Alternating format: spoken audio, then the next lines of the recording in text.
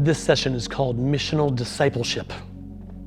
Talking a lot about living on mission and being missional Christians, but we also must remember that the ultimate goal is to become like Jesus and to live like Jesus. Okay, there's a growing and maturing that's expected in the discipleship process of making disciples who mature to make more disciples. So again, what do we learn from Jesus? What did his discipleship look like of his disciples? What's he expect from us in our small groups and our churches? So what do I mean by missional discipleship? Okay, couple important things. Okay, one, again, the process is a supernatural process. It's not something we ultimately control.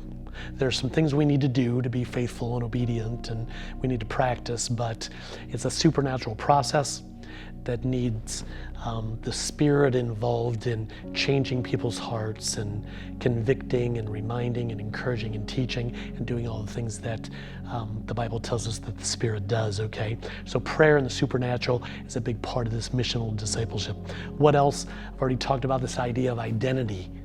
Rooting people in their identity is a big part of it, of helping people mature in living their day and their daily lives more and more, increasingly, out of their identity, not from some false place, okay?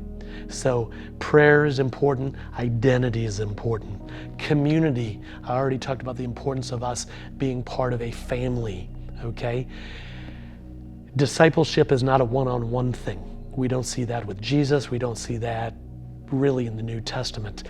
Discipleship, healthy discipleship, is meant to be a community project. It's a community of people shaping each other, influencing each other to become more and more like Jesus, to live more and more according to his priorities, okay? So we need to be part of a community that's living like family, that is influencing each other, teaching each other, encouraging each other, challenging each other, modeling for each other. That's the next big point I wanted to highlight, is that so much of discipleship is not taught but caught. It's not information, but it's experience. We need to see what it looks like to love people and serve people and sacrifice for people and speak truth to people and encourage people and extend grace to people and forgive people. It needs to be modeled in a community, but then also needs to be experienced.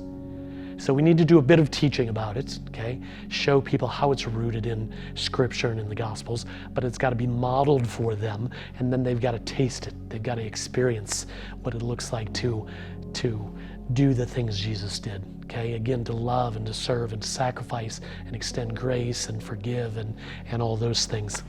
So you can see, if we're going to make disciples in this way, it's going to take time.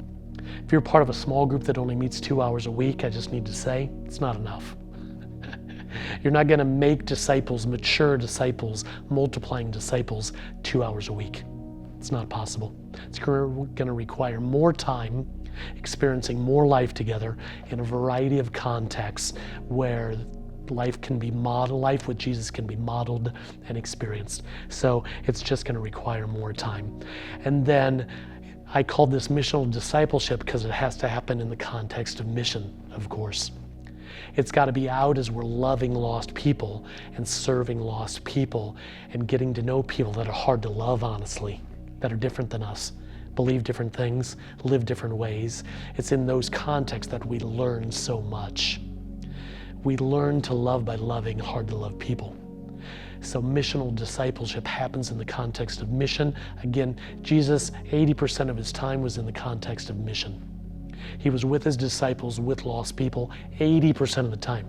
So we need to be with our disciples and with our small groups much more than we currently are, okay? So with your small group, discuss it, pray about it, make a plan.